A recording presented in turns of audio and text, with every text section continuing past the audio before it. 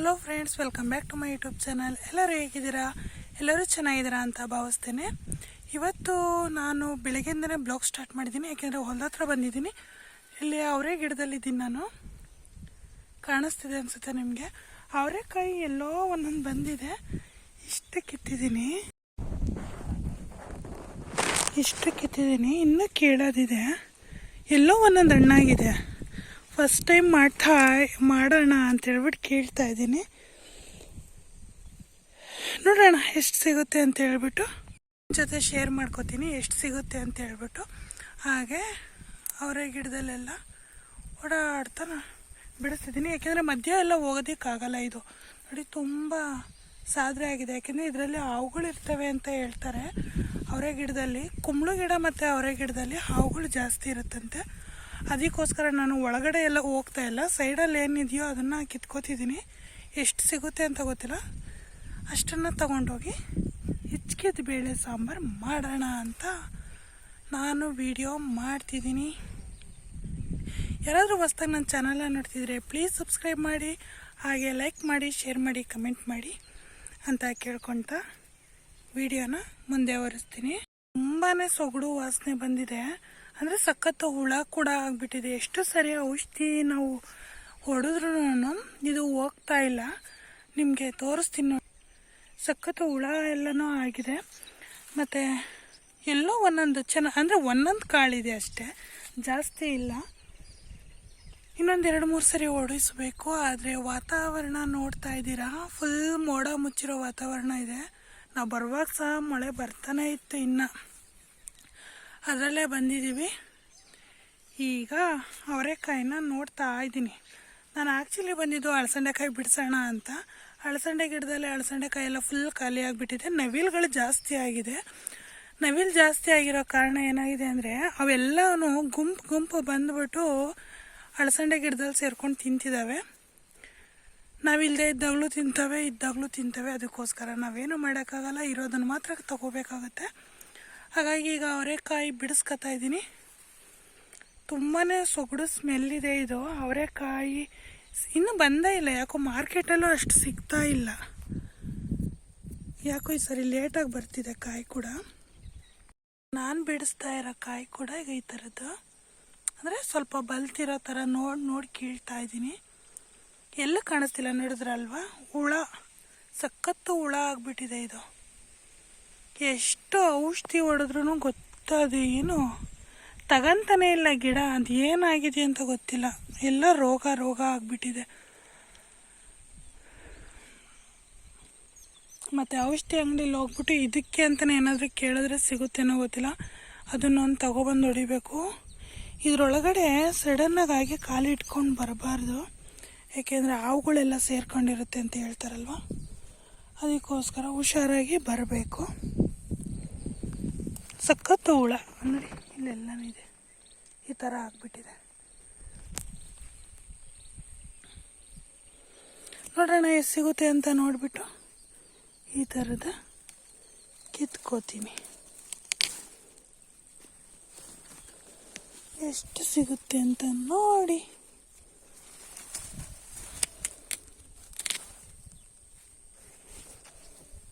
ಕಿತ್ಕೊಳ್ಳೋಣ. ಇಲ್ಲಿ ಸರ್ರ ಅಂತ ಏನೋ ಓದಂಗಾಯಿತು, ಅದಕ್ಕೋಸ್ಕರ ನಾನು ಹಂಗೆ ನೋಡ್ತಾ ಇದ್ದೆ. ವಿಡಿಯೋ ಮಾಡ್ಕೋತಿದ್ನಲ್ಲ, ಹಂಗೆ ನೋಡಿದೆ ಏನಾದರೂ ಕಾಣುತ್ತೇನೋ ಅಂತ. ಬಟ್ ಏನೂ ಕಾಣಲಿಲ್ಲ. ಆದರೆ ಭಯ, ಯಾಕೆಂದರೆ ತುಂಬಾ ಅದು ಸಾದ್ರೆ ಥರ ಆಗಿಬಿಟ್ಟಿದೆ, ಸಖತ್ತು ಅಳ್ಕೊಂಡು. ಉತ್ತ ಬೇರೆ ಇದೆ, ಅದರಲ್ಲಿ ಬೆಳ್ಕೊಂಬಿಟ್ಟಿದೆ. ಅದಕ್ಕೋಸ್ಕರ ನನಗೆ ಭಯ ಆಗಿಬಿಟ್ಟು ವಾಪಸ್ ಬಂದುಬಿಟ್ಟೆ. ಅಷ್ಟೇ ಸಾಕು, ಇನ್ನು ಮತ್ತೆ ಕೀಳೋದು ಬೇಡ, ಯಾಕೆ ತುಳಿದ್ಬಿಟ್ರೆ ಆಮೇಲೆ ಕಾಣದೆ ತುಳಿದ್ರೆ ಅದು ಹಾವು ಅಂದರೆ ಭಯನೇ. ಅದಕ್ಕೋಸ್ಕರ ನಾನು ವಾಪಸ್ ಅದೇ ಬಂದುಬಿಟ್ಟೆ. ಮನೆಗೆ ಬಂದು ಕಾಳನ್ನು ಕೂಡ ಸುಲಿದ್ಬಿಟ್ಟು ನೆನಾಕೋಣ ಅಂತೇಳ್ಬಿಟ್ಟು ಬಂದೆ. ನಾನು ಕಾಳು ನೆನಾಕಬೇಕಾದ್ರೆ 4:13 ಆಗಿಬಿಟ್ಟಿತ್ತು, ಗುರುವಾರ ಸಂಜೆ. ಅದು ಸುಲಿಯೋದಕ್ಕೂ ಅಷ್ಟು ತುಂಬಾ ಕಷ್ಟ ಆಗ್ತಿತ್ತು. ನಮ್ಮ ಮನೆಯವ್ರನ್ನೆಲ್ಲ ಬಂದು ಸುಲಿರಿ ಅಂತ ಹೇಳ್ಬಿಟ್ಟು ಸುಲಿದ್ಬಿಟ್ಟೆ. ಯಾಕೆಂದರೆ ಬ್ಯಾಕ್ ಪೈನ್ ಬೇರೆ ನನಗೆ ಜಾಸ್ತಿ ಆಗಿಬಿಟ್ಟಿತ್ತು. ಅದಕ್ಕೋಸ್ಕರ ನಾನು ಒಬ್ಬಳೇ, ಅಂದರೆ ಅತ್ತೆ ಎಲ್ಲರೂ ಸುಲ್ಕೊಟ್ರು, ನಮ್ಮ ಮನೆಯವರು ಎಲ್ಲ. ಮತ್ತು ಅವತ್ತಿನ ಬೆಳಗ್ಗೆ ಕಾಳು ಕೂಡ ಇಚ್ಚುಕ್ತಾ ಇದ್ದೆ. ಇದನ್ನು ವೀಡಿಯೋ ಕೂಡ ಮಾಡ್ತೀನಿ ಅತ್ತೆ ಅಂತ ಹೇಳ್ಬಿಟ್ಟು ನಮ್ಮ ಮನೆಯವ್ರು ಇದ್ದಾರಲ್ಲ, ರಾಘು ಅವರ ಅಕ್ಕನ ಮಗಳು ಬಂದಿದ್ಲು, ರಜಾ ಇದೆ ಕ್ರಿಸ್ಮಸ್ಗೆ ಅಂತ. ಅವಳು ವೀಡಿಯೋ ಮಾಡ್ತೀನತ್ತೆ ಅಂತ ಹೇಳ್ಬಿಟ್ಟು ವೀಡಿಯೋ ಮಾಡ್ತಾಯಿದ್ಲು. ನಾನು ಬೆಳಗ್ಗೆನೇ ಬೇಗ ಎದ್ಬಿಟ್ಟು ಕಾಳನ್ನು ಇಚ್ಚಿಕ್ತಾ ಇದ್ದೆ. ಅಂದರೆ ಬೇಗ ಅಂದರೆ ನಾನು 5 ಗಂಟೆಗೆ ಎದ್ದೇಳಬೇಕು ಅಂತ ಅಂದ್ಕೊಂಡೆ, ಆದರೆ ಚಳಿ ಜಾಸ್ತಿ ಇದ್ದಿದ್ದ ಕಾರಣ ಎದ್ದೇಳಲಿಲ್ಲ. 5:45 ಆಗಿತ್ತು, ಅವಾಗ ಎದ್ದು ಮಾಡಿಕೊಂಡೆ. ಕಾಳನ್ನು ಕೂಡ ಇಚ್ಕಿದ್ದೆಲ್ಲ ಕೆಲಸ ಮುಗೀತು. ಫುಲ್ ಆದಮೇಲೆ ತೋರಿಸ್ತಾ ಇರೋದು ಕಾಳು. ಅದರಲ್ಲಿ ಕಪ್ಪು ಚುಕ್ಕೆ ಇರುತ್ತಲ್ಲ, ಅದನ್ನು ಕೂಡ ತೆಗಿಬೇಕು. ಅವಳು 6:15 ಎದ್ದು ಬಂದು ಅವಳು ಸ್ವಲ್ಪ ಇಚ್ಚುಕ್ಕಿದ್ಲು ಕಾಳನ್ನ. ಆ ಥರ ಕೆಲಸ ಎಲ್ಲ ಮಾಡ್ತಿರ್ತಾಳೆ ಅವಳು. ಬೆಳ್ಳುಳ್ಳಿ ಸುಲಿಯೋದು, ಈ ಥರ ಕಾಳಿಂದು ಏನಾದರೂ ಹೆಲ್ಪ್ ಮಾಡ್ತಿರ್ತಾಳೆ. ಕಾಳಿನ ಕೂಡ ಕ್ಲೀನ್ ಮಾಡ್ಕೊಂಡು ಇಟ್ಕೊಂಡಿದ್ದೀನಿ. ಆ ಥರ ಕಪ್ಪಗಿರುತ್ತಲ್ಲ, ಅದು ಹುಳ ಹರಿದಾಡಿ ಆ ಥರ ಆಗಿರುತ್ತೆ ಅಷ್ಟೇ, ಅದೇನು ಇದೆಲ್ಲ. ಅದನ್ನೆಲ್ಲನೂ ಈಚೆಗೆ ತೆಗ್ದಾಕ್ಬಿಟ್ಟು ಆ ಥರ ಕಾಳನ್ನು ಕ್ಲೀನ್ ಮಾಡಿ ಇಟ್ಕೊತೀನಿ. ತೊಳೆದ್ಬಿಟ್ಟು ಒಂದು 2-3 ಸರಿ ತೊಳೆದು ಇಟ್ಕೊಂಡು ಇದು ಮಾಡ್ಕೋಬೇಕು. ನಾನಿಲ್ಲಿ ಬಾಣಲೆನ ಕೂಡ ಇಟ್ಕೊಂಡಿದ್ದೀನಿ.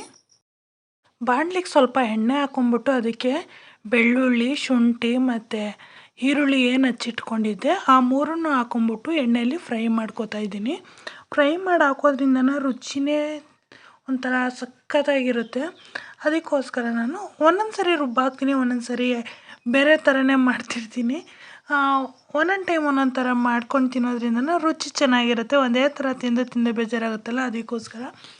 ಮತ್ತು ನಾನಿಲ್ಲಿ ಶುಂಠಿ ಮತ್ತು ಬೆಳ್ಳುಳ್ಳಿ, ಈರುಳ್ಳಿನ ಹುರಿದ್ಬಿಟ್ಟು ಅದಕ್ಕೆ ನಾನು ಚಕ್ಕೆ ಲವಂಗ ಸೇರಿಸ್ಕೋತಿದ್ದೀನಿ. ನಿಮಗೆ ಎಷ್ಟು ಬೇಕೋ ಅಷ್ಟು ಸೇರಿಸ್ಕೋಬೋದು. ನಾನಿಲ್ಲಿ 3-4 ಚಕ್ಕೆ ತೊಗೊಂಡಿದ್ದೀನಿ, ಲವಂಗ 5-6 ತೊಗೊಂಡಿದ್ದೀನಿ. ಧನಿಯಾ ಪುಡಿ ನಾನು ಸ್ವಲ್ಪ ಯೂಸ್ ಮಾಡ್ತಿರೋದ್ರಿಂದ ಅಷ್ಟು ಹಾಕಿದ್ರೆ ನಡೆಯುತ್ತೆ. ಅದಕ್ಕೆ ನಾನು ಇವಾಗ ಟೊಮೊಟೊ ಏನು ಇಟ್ಕೊಂಡಿರ್ತೀನಲ್ವ, ಆ ಟೊಮೊಟೊ ಕೂಡ 3 ಟೊಮೊಟೊ ತೊಗೊಂಡಿದ್ದೀನಿ. ಆ 3 ಟೊಮೊಟೊನೂ ನಾನು ಅದಕ್ಕೆ ಸೇರಿಸ್ಕೊಂಡು ಸಾಫ್ಟ್ ಆಗೋವರೆಗೂ ಅದರಲ್ಲಿ ಎಣ್ಣೆಯಲ್ಲಿ ಫ್ರೈ ಮಾಡ್ಕೋತೀನಿ. ಎಣ್ಣೆ ಏನು ಜಾಸ್ತಿ ಹಾಕಬೇಕು ಅಂತ ಏನಿಲ್ಲ. ಟೊಮೊಟೊದಲ್ಲಿ ನೀರಿನ ಅಂಶ ಇರೋ ಕಾರಣಕ್ಕೆ ಅದು ಸಾಫ್ಟ್ ಆದೇ ಆಗುತ್ತೆ. ಅದು ನೀವು ಕೂಡ ಒಂದ್ಸರಿ ಮಾಡಿ ನೋಡಿ, ತುಂಬ ಟೇಸ್ಟಿಯಾಗಿರುತ್ತೆ. ಹಿಚ್ಕಿದ ಕಾಳು, ಅವರೆಕಾಳು ಸಾಂಬಾರು ಸಖತ್ತು ಚೆನ್ನಾಗಿರುತ್ತೆ. ಅದು ಅಕ್ಕಿ ದೋಸೆಗೆ ಮತ್ತು ನೀರು ದೋಸೆಗೆ, ಚಪಾತಿಗೆ ಎಲ್ಲದೂ ಸಖತ್ತಾಗಿರುತ್ತೆ. ಅದಕ್ಕೆ ಇನ್ನೂ ತುಪ್ಪ ಹಾಕ್ಕೊಂಡು ತಿನ್ನೋದ್ರಿಂದ ಸಖತ್ತು ಅಂದರೆ ಇಷ್ಟ. ಯಾರಿಗಿಷ್ಟ ಇರಲ್ಲ ಹೇಳಿ, ಎಲ್ಲರಿಗೂ ಇಷ್ಟನೇ. ಆದರೆ ಶುಗರ್ ಇರೋರು ಅಷ್ಟು ತಿನ್ನಲ್ಲ ಆ ಕಾಳನ್ನು. ಇದೆಲ್ಲದು ಇವಾಗ ತಣ್ಣಗಾದ್ಮೇಲೆ ನಾನು ಜಾರಿಗೆ ಕೂಡ ಹಾಕೋತೀನಿ. ಅಂದರೆ ಸ್ವಲ್ಪ ಬಿಸಿ ಇದೆ, ಅದು ನಾನು ಹಾಕ್ಕೋತಾ ಇದ್ದೀನಿ. ಯಾಕಂದರೆ ಟೈಮ್ ಆಗೋಗ್ಬಿಟ್ಟಿತ್ತು. ಇದು ಶುಕ್ರವಾರದ ಬೆಳಿಗ್ಗೆನ ಬ್ಲಾಗು. ಗುರುವಾರ ನೈಟ್ ಕಾಳು ನೆನೆಸಿದೆ, ಶುಕ್ರವಾರದ್ದು. ಈ ಕಡೆ ನಾನು ಚಪಾತಿಗೆ ಅಂತ ಹೇಳ್ಬಿಟ್ಟು ಅವರೆಕಾಳು ಇಕ್ಕಿದ ಸಾರಿಗೆ ಚಪಾತಿ ಮಾಡ್ಕೊಳ್ಳೋಣ ಅಂತೇಳಿ ಚಪಾತಿ ಕೂಡ ಕಲಸಿಟ್ಟಿದ್ದೀನಿ. ಚಪಾತಿನೂ ಕೂಡ ಮಾಡ್ಕೋತೀನಿ. ಚಪಾತಿ ಏನು ತೋರಿಸ್ತಾ ಇಲ್ಲ ನಾನು. ಇದಕ್ಕೆ ಕಾಯಿ ತುರಿ ಒಂದು ಹಾಕ್ಕೋಬೇಕಾಯಿತು. ಕಾಯಿನ ತುರ್ಕೊಂಡು ಕಾಯಿ ತುರಿನೂ ಕೂಡ ಸೇರಿಸ್ಕೋತಾ ಇದ್ದೀನಿ. ನಾನು ಚಿಕ್ಕ ಕಾಯಿ ಆಗಿತ್ತು ಅದು, ಅದಕ್ಕೋಸ್ಕರ ನಾನು ಒಂದು ಅರ್ಧ ಒಪ್ಪಿರುತ್ತಲ್ಲ ಕಾಯಿ, ಅದರಲ್ಲಿ ಒಂದು ಒಪ್ಪನ್ನು ನಾನು ತುರಿದ್ಬಿಟ್ಟು ಹಾಕ್ಕೊಂಡಿದ್ದೀನಿ. ಕಾಯಿ ನಿಮಗೆ ನೋಡ್ಕೊಂಡು ಹಾಕ್ಕೊಳ್ಳಿ. ನಾನು ಕಾಯಿ ಅರ್ಧ ಒಪ್ಪನ್ನ ಕಾಯಿ ಹಾಕ್ಕೊಂಬಿಟ್ಟು ಇವಾಗ ಖಾರದ ಪುಡಿ 1 ಸ್ಪೂನ್ ಹಾಕ್ಕೊತೀನಿ. ಧನಿಯಾ ಪುಡಿನ 3 ಸ್ಪೂನ್ ಹಾಕತ್ತೀನಿ. ಹಾಕ್ಕೊಂಬಿಟ್ಟು ನಾನು ನುಣ್ಣಗೆ ರುಬ್ಕೊಂಡು ಬಂದುಬಿಡ್ತೀನಿ. ಏಕೆಂದರೆ ಒಗ್ಗರಣೆ ಕೂಡ ಲೇಟ್ ಆಗ್ತಾಯಿದೆ, ಎಲ್ಲರೂ ಕಾಯ್ತಾಯಿದ್ರು ಕೂಡ. ಅದಕ್ಕೋಸ್ಕರ 3 ಸ್ಪೂನು ಧನಿಯಾ ಪುಡಿ ಸಾಕಾಗತ್ತೆ. ಏಕೆಂದರೆ ಚಕ್ಕೆ ಲವಂಗ ಎಲ್ಲ ಹಾಕ್ಕೊಂಡಿದ್ದೀವಲ್ಲ, ಅದಕ್ಕೆ ಎಷ್ಟು ಹಾಕ್ಕೊಂಡ್ರೆ ಸಾಕು. ಇದನ್ನು ಪೇಸ್ಟ್ ಥರ ನುಣ್ಣಗೆ ರುಬ್ಕೊಂಡು ಬಂದುಬಿಡೋದು. ಬಂದಾದಮೇಲೆ ನಾನು ಇಲ್ಲಿ ಒಂದು ಪಾತ್ರೆಗೆ ಎಣ್ಣೆ ಹಾಕಿ, ಸಾಸಿವೆ ಹಾಕಿ ಮತ್ತು ಕರಿಬೇವು ಕೂಡ ಹಾಕಿ ಫ್ರೈ ಮಾಡ್ಕೊಂಡು ಇಟ್ಕೊತಿದ್ದೀನಿ. ಇದಕ್ಕೆ ಕಾಳು ಹಿಚ್ಕಿರೋ ಏನು ಕಾಳು ಇರುತ್ತೆ ಅದನ್ನು ತೊಳೆದುಬಿಟ್ಟು ಹಾಕ್ಬಿಡಬೇಕು. ಎಣ್ಣೆ ಮತ್ತು ಕರಿಬೇವು ಸಾಸಿವೆಗೆ ಆ ಎಣ್ಣೆಯಲ್ಲಿ ಹಸಿ ವಾಸನೆ ಹೋಗೋವರೆಗೂ ಸ್ವಲ್ಪ ಫ್ರೈ ಆದಮೇಲೆ ಇದು ಮಾಡಬೇಕು. ಯಾಕೆಂದರೆ ಇದನ್ನು ಕುಕ್ಕರ್ಗೆ ಹಾಕೋದ್ಕಿಂತ ಈ ಥರ ಪಾತ್ರೆಯಲ್ಲಿ ಮಾಡಿಕೊಂಡ್ರೇ ಬೆಟರು. ಯಾಕೆಂದರೆ ಕುಕ್ಕರ್ಗೆ ಹಾಕಿದ್ರೆ ಕಾಳು ಇದು ಎಲ್ಲ ಕದ್ರುಕೊಂಡು ಹೋಗ್ಬಿಡುತ್ತೆ. ಅಂದರೆ ತುಂಬ ಬೆಂದುಬಿಟ್ಟು ಅದು ಪಿಚ್ಚಿ ಆಗೋಗ್ಬಿಡುತ್ತೆ. ಅದಕ್ಕೋಸ್ಕರ ಈ ಥರ ಓಪನ್ ಪಾತ್ರೆಯಲ್ಲಿ ಮಾಡ್ಕೊಳ್ಳೋದ್ರಿಂದ ಏನಾಗುತ್ತೆ ಅಂದರೆ ಕಾಳು ಅದೇ ರೀತಿ ಇರುತ್ತೆ, ಸಾಫ್ಟಾಗಿ ಒಡ್ಕೊಂಡು ಬೇಯುತ್ತಲ್ಲ, ಆವಾಗ ನಮಗೆ ಗೊತ್ತಾಗುತ್ತೆ. ಅದಕ್ಕೋಸ್ಕರ ಇದನ್ನು ಓಪನ್ ಪಾತ್ರೆಯಲ್ಲಿ ಮಾಡೋದೇ ಬೆಟರ್. ಕಾಳಿಗೆ ನಾನು ಮಸಾಲೆ ಕೂಡ ಹಾಕ್ಬಿಟ್ಟು ಚೆನ್ನಾಗಿ ಕುದಿಸ್ತಿದ್ದೀನಿ. ಏಕೆಂದರೆ ವಾಸನೆ ಹೋಗಲಿ ಅಂತ ಹೇಳ್ಬಿಟ್ಟು ನಮ್ಮ ತ್ರಿಷಿಕಾ ಹೇಳ್ತಾ ಇದ್ಲು, ಅತ್ತೆ ಇವಾಗಲೇ ಗಮ್ ಅಂತ ಬರ್ತಿದ್ಯತೆ ಅಂತ ಬಂದಿದ್ಲು. ನಾ ಇನ್ನೂ ಈರುಳ್ಳಿ ಮತ್ತು ಟೊಮೊಟೊ ಎಲ್ಲ ಹುರಿತಾ ಇದ್ನಲ್ಲ ಆವಾಗಲೇ. ಅವಳಿಗೆ ಆ ಸಾಂಬಾರು ಅಂದರೆ ಇಷ್ಟ ಅಂತೆ. ಅವಳು ಅವಾಗಲೇ ಬಂದುಬಿಟ್ಟಿದ್ಲು, ಅತ್ತೆ ಗಮ್ ಅಂತಿದೆ ಅತ್ತೆ ಅಂತ ಹೇಳ್ಬಿಟ್ಟು.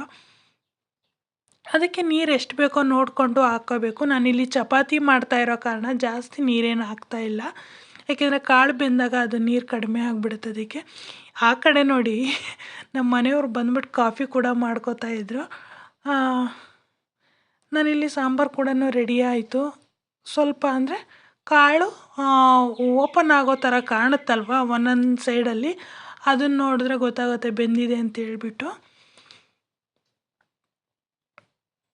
ನಿಮ್ಗೆ ಗೊತ್ತಾಗ್ತಿದೆ ಅನಿಸುತ್ತೆ ಕಾಳು ಬೆಂದಿದೆ ಅದು. ಅದಕ್ಕೆ ನಾನು ಸ್ಟವ್ ಕೂಡ ಆಫ್ ಮಾಡ್ಕೊಂಬಿಟ್ಟೆ, ಏಕೆಂದರೆ ತೀರಾ ಬೆಂದೋಗ್ಬಿಟ್ರೆ ಅದು ಕಾಳು ಸಾರು ಇಷ್ಟನೇ ಆಗಲ್ಲ, ಬೇಜಾರಾಗಿಬಿಡುತ್ತೆ ಅಂತೇಳಿ ಚೆನ್ನಾಗಿರಲ್ಲ. ಅದಕ್ಕೋಸ್ಕರ ಕಾಳನ್ನು ಕೂಡ ಆಫ್ ಮಾಡಿ ಚಪಾತಿ ಕೂಡ ಮಾಡ್ಕೊಳ್ಳೋಣ ಅಂಥೇಳಿ ಚಪಾತಿ ಕೂಡ ಮಾಡಿದೆ. ಇದು ಚಪಾತಿ ಏನಪ್ಪ ಅಂದರೆ 3 ಪದರ ಬರುತ್ತೆ ಇದರಲ್ಲಿ ಚಪಾತಿಯಲ್ಲಿ.